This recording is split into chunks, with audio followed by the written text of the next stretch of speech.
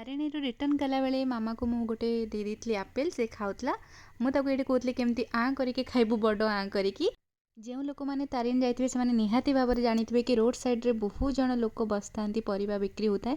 ଆଉ ଯେଉଁ ପରିବା କି ବହୁତ ଦେଶୀ ପରିବା ଥାଏ। ମୁଁ ଯେତେବେଳେ ବି ତାରିଣୀ ଯାଇଛି ପରିବା ନ ନେଇକି ଆସିଲା ଯାଏ ମୋ ମନଟା ଶାନ୍ତି ହୁଏନି।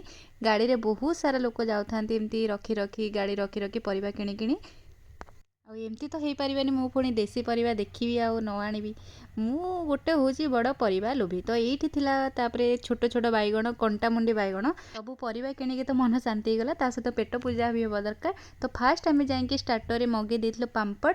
ତ ଏଇଠି ପାମ୍ପଡ଼ ଖାଇସାରିଲା ପରେ ଆମେ ୱେଟ୍ କରିଥିଲୁ, ମେନ୍ କୋର୍ସ ଅର୍ଡ଼ର ଦେଇ ଦେଇଥିଲୁ। ତାପରେ ମୁଁ ଏଇଠି ୱେଟ୍ କରିଥିଲି କି କେତେବେଳେ ମେନ୍ କୋର୍ସ ଆସିବ। ତ ମେନ୍ କୋର୍ସରେ କ'ଣ କ'ଣ ଆସିଥିଲା ମୁଁ ଦେଖାଇ ଦେଉଛି।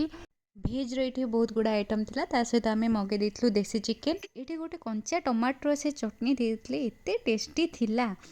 ମାମା ତାର ଏଇଠି ଗୋଟେ ଦେନ୍ ଲେଗ୍ ପିସ୍ ଧରିକି ତାର ଏନ୍ଜୟ କରୁଥିଲା। ତ ଖାଇ ପିଇକି ବାଟରେ ଆସିଗଲୁ ରିଟର୍ନ। ତ ମାମା ଏଇଠି ଦେଖନ୍ତୁ ଗାଡ଼ିରେ ମୋ ଇୟରିଙ୍ଗ ସହିତ କେମିତି ଖେଳୁଥିଲା। ଖେଳ ସହ ବି ମାମା ତାର ଏଇଠି ସାଇଡ୍ ସିନ୍ ଭ୍ୟୁ ତାର ଏନ୍ଜୟ କରୁଥିଲା।